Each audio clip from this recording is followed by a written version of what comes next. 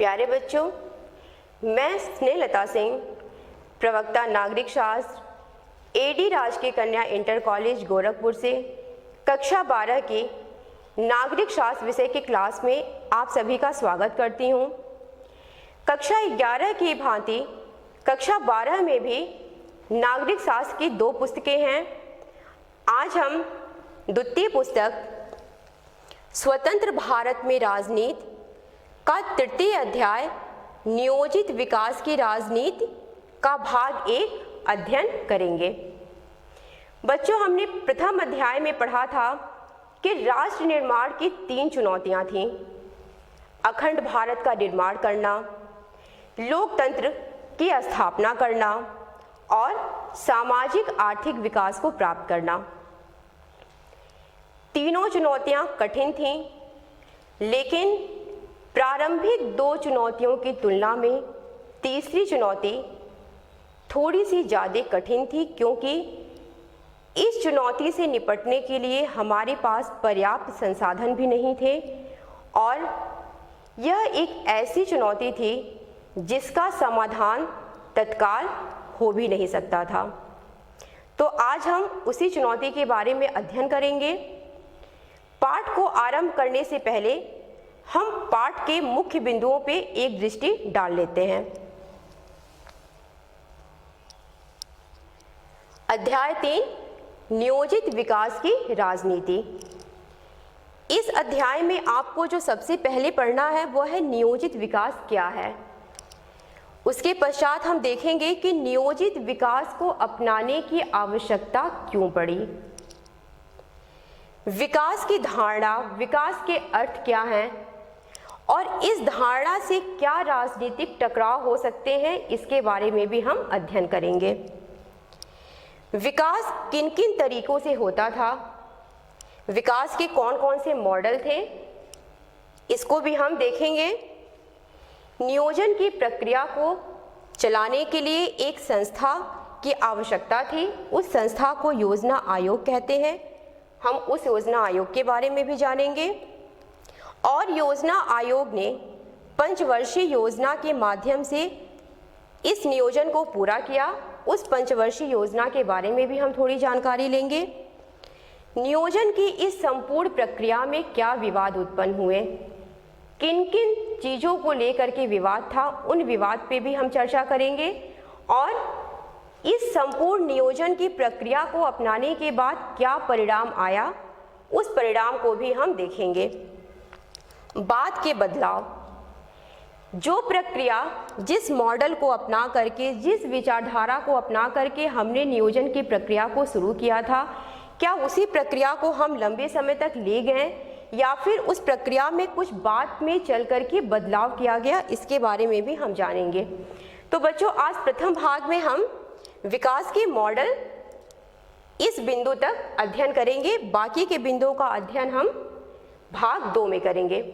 तो सबसे पहले हम देखते हैं नियोजित विकास क्या है। नियोजित विकास में 2 शब्द हैं, नियोजित और विकास। तो सबसे पहले हम विकास के बारे में देखते हैं। आदि मानव युग से लेकर के वर्तमान युग तक विकास की प्रक्रिया निरंतर चलती आ रही है, यानी कि विकास की प्रक्रिया कहीं रुकती नहीं है।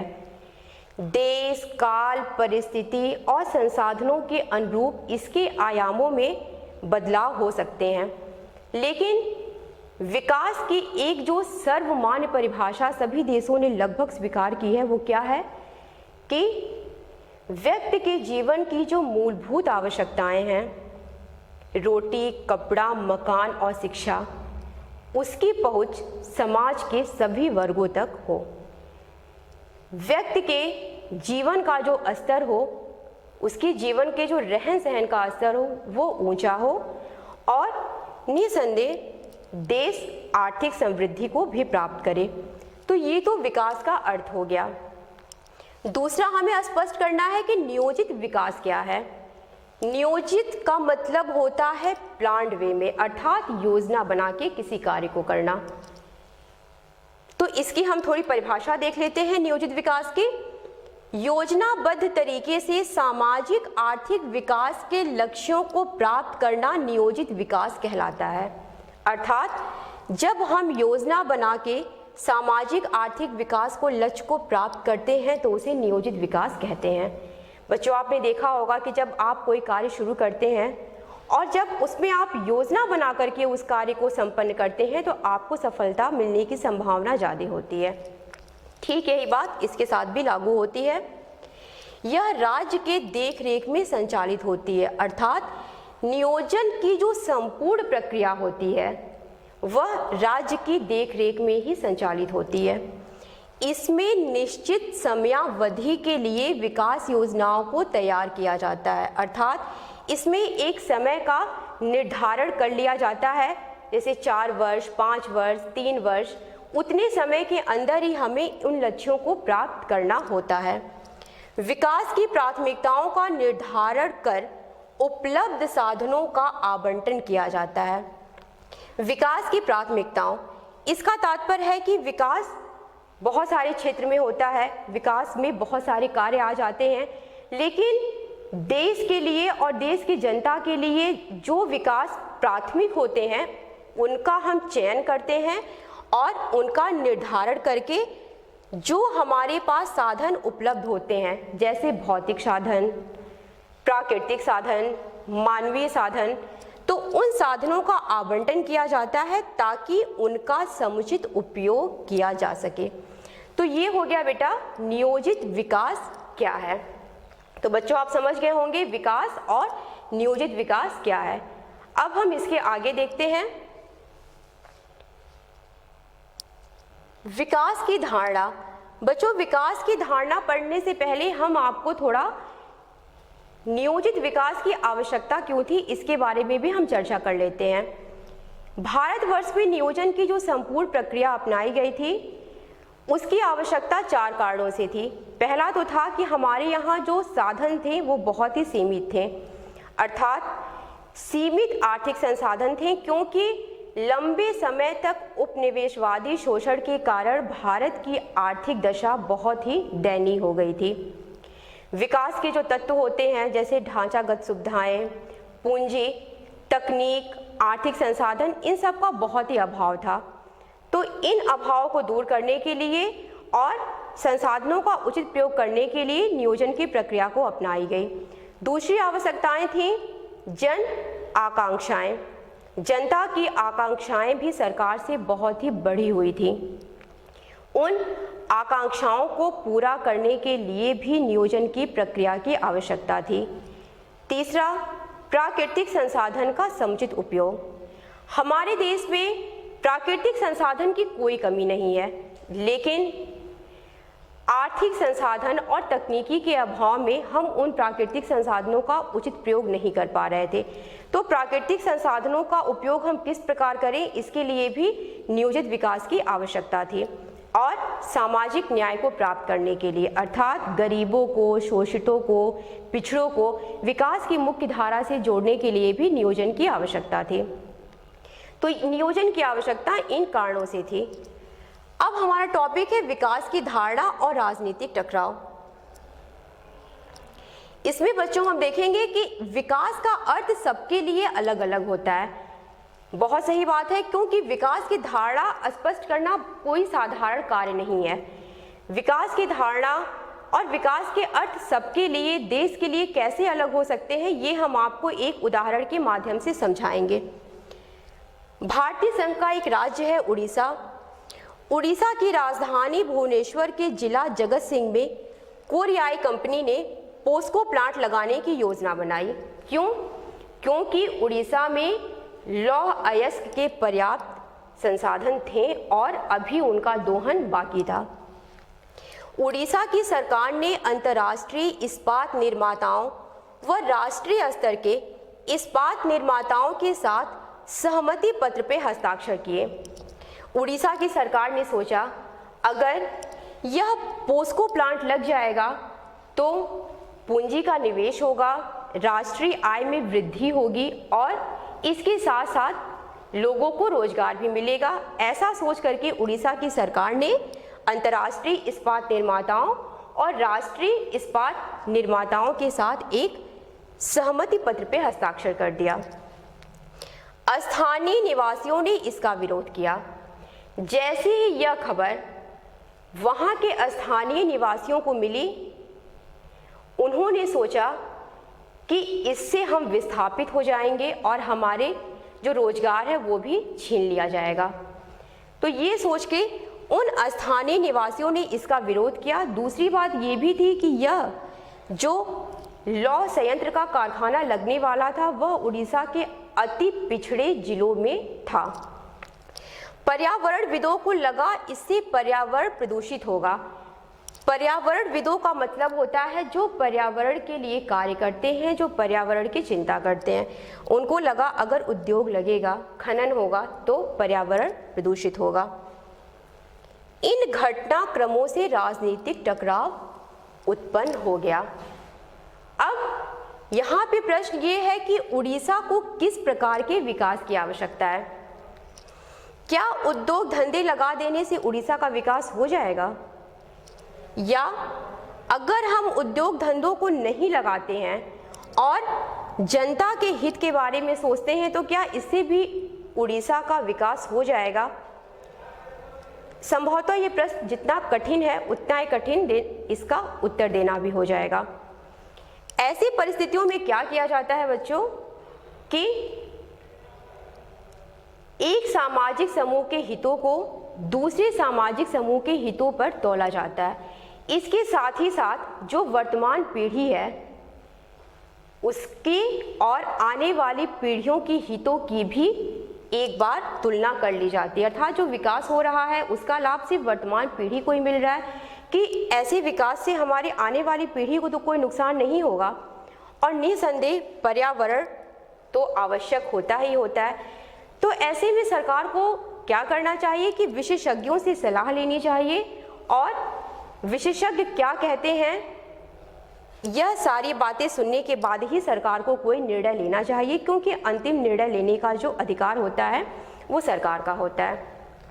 तो आपने देखा बच्चों विकास की धारणा अलग अलग होती है। विकास का नाम लेते ही सबसे पहले जो शब्द उभरता है वो है आधुनिकीकरण, और आधुनिकीकरण को हम लोगों ने पश्चिमी सभ्यता के साथ जोड़ लिया है। और पश्चिमी राष्ट्रों की दृष्टि में विकास क्या होता है? अत्यधिक भौतिक साधनों को जुटा लेना, अच्छे वस्त्र, अच्छे मकान, लग्जरी लाइफस्टाइल, उपकरण ऐसे हों जिससे परिश्रम कम करना पड़े और सफलता ज़्यादा मिल जाए।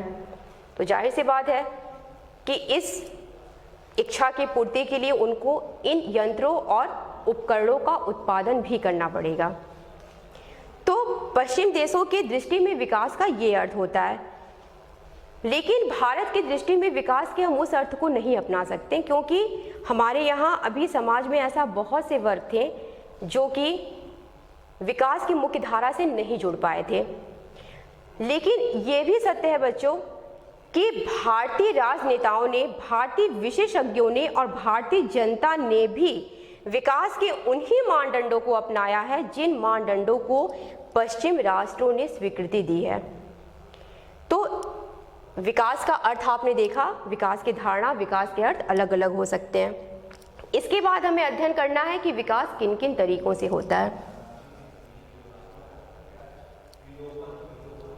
विकास का मॉडल। विश्व में उस समय विकास के दो मॉडल प्रचलित थे। पहला था पूंजीवादी मॉडल और दूसरा था समाजवादी मॉडल। तो विकास के ये दो प्रकार के मॉडल थे। अब इन दोनों मॉडलों के बारे में हम थोड़ी सी जानकारी प्राप्त करेंगे।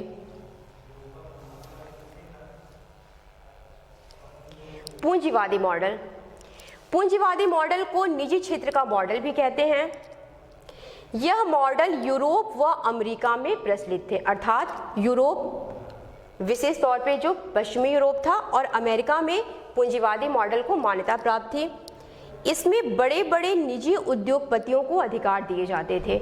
अधिकार क्या दिए जाते थे कि वह खुली प्रतियोगिता में भाग लेकर के आर्थिक बाजार में स्वयं को खड़ा कर सकें, क्योंकि पूंजीवादी मॉडल में प्रतिस्पर्धा की भावना होती है। इस मॉडल में सरकार का हस्तक्षेप नहीं के बराबर होता है, अर्थात जो निजी उद्योगपति हैं वो यह चाहते हैं कि उन्हें अर्थव्यवस्था में सरकार का कोई हस्तक्षेप ना रहे, अर्थात वह सरकार का हस्तक्षेप बर्दाश्त नहीं करते हैं। तो भारत के सामने एक विकल्प था कि वह पूंजीवादी मॉडल को अपना करके नियोजित विकास को आगे बढ़ा सकता है। दूसरा जो मॉडल था वह था समाजवादी मॉडल।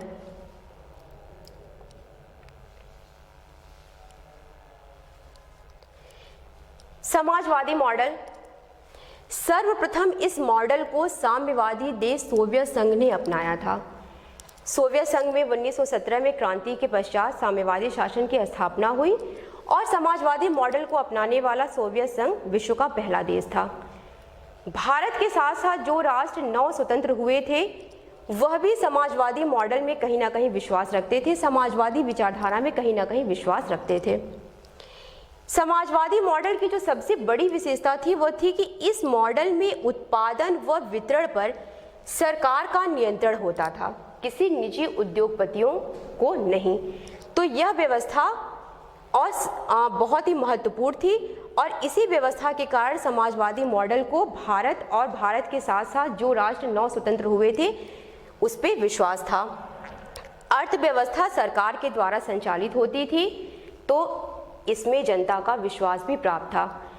तो दूसरी जो मॉडल था विकास का वह था समाजवादी मॉडल। तो भारत के सामने दूसरा विकल्प था कि वह समाजवादी मॉडल को भी अपना सकती थी। इसके बाद 1944 में 8 उद्योगपतियों का एक समूह एकत्रित हुआ जिसने नियोजित अर्थव्यवस्था चलाने का एक संयुक्त प्रस्ताव तैयार किया। इसे बॉम्बे प्लान कहा जाता है। तो एक योजना ये भी थी भारतीय राजनेताओं, अर्थशास्त्रियों, बुद्धिजीवियों के सामने। इसके अंतर्गत बड़े उद्योगों पर जोर देने की बात कही गई थी। तो पूंजीवादी मॉडल, समाजवादी मॉडल और बॉम्बे प्लान, ये तीनों ही विकल्प भारत के सरकार के सामने थे। तो भारत सरकार ने इनमें से किन मॉडल को अपनाया या फिर भारत की सरकार ने किसी अन्य मॉडल को अपनाया, इसके बारे में हम देखते हैं। मिश्रित अर्थव्यवस्था मॉडल, भारत ने ना तो पूरी तरीके से पूंजीवादी मॉडल को अपनाया और ना ही भारत ने पूरी तरीके से समाजवादी मॉडल को अपनाया। इसका कारण क्या था कि हमारे देश में दो विचारधाराएं थीं। एक विचारधारा थी वामपंथी और दूसरी विचारधारा थी दक्षिणपंथी। वामपंथी विचारधारा समाजवादी मॉडल की तरफ थी और दक्षिणपंथी विचारधारा जो थी वह पूंजीवादी मॉडल की तरफ थी। क्योंकि जो वामपंथी विचारधारा होती है वह इस बात में विश्वास रखती है कि जो विकास है वह गरीबों का, पिछड़ों का, शोषितों का ज़्यादा होना चाहिए। एक तरीके से हम कह सकते हैं कि वामपंथी जो विचारधारा होती है वो इसी क्षेत्र में कार्य करती है। दूसरी तरफ एक विचारधारा थी दक्षिणपंथी विचारधारा। वह इस बात को मानती थी कि भारत का विकास समाजवादी मॉडल को अपनाने से नहीं हो सकता क्योंकि भारत को तीव्र आर्थिक विकास की ज़रूरत है। तो उसने सरकार को यह सुझाव दिया कि विकास का पूंजीवादी मॉडल अपनाना चाहिए। सरकार ने सबकी बात सुनी और उसने एक फैसला लिया। वो फैसला क्या था कि वह पूंजीवादी मॉडल और समाजवादी मॉडल दोनों ही मॉडलों में से उन चीज़ों को लेगी जो भारत की जनता और भारत देश के विकास के लिए आवश्यक होगा। तो उसने दोनों मॉडलों से एक नए मॉडल का निर्माण किया जिसे मिश्रित अर्थव्यवस्था का मॉडल बोलते हैं। मिश्रित अर्थव्यवस्था में क्या चीज़ें हैं, इसकी क्या विशेषताएं हैं, ये हम देखेंगे। पहला है भारत ने मिश्रित अर्थव्यवस्था के मॉडल को अपनाया। मिश्रित मतलब दो या दो से अधिक चीज़ों से जब मेल होता है तो उसको मिश्रित कहते हैं। अर्थात अगर एक या दो से अधिक विचारधाराओं को लेकर के हम किसी चीज़ का आविष्कार करते हैं तो वो मिश्रित कहलाती है। तो भारत ने मिश्रित अर्थव्यवस्था के मॉडल को अपनाया। दूसरा, यह पूंजीवादी व समाजवादी मॉडल के बीच का रास्ता है, अर्थात ना तो यह मॉडल ऐसा है जो पूर्णतः निजी क्षेत्र में सब कार्य को देने की बात करता है और ना ही यह कहता है कि सरकारी क्षेत्र को सारे कार्य दे दिए जाएं। अर्थात यह जो मॉडल है वो पूंजीवादी व समाजवादी मॉडल के बीच के रास्ते को निकालता है। तीसरी विशेषता जो है कि देश की अर्थव्यवस्था में निजी व सरकारी क्षेत्र दोनों को कार्य करने की अनुमति थी। इसमें क्या था कि ना तो पूर्णतः निजी क्षेत्र ही कार्य करेगा और ना ही पूर्णतः सरकारी क्षेत्र ही कार्य करेगा, क्योंकि अगर किसी भी क्षेत्र को पूरे कार्य सौंप दिए जाएंगे तो इससे एक तो अकुशलता बढ़ेगी और दूसरा भ्रष्टाचार भी चरम सीमा पे हो जाएगा।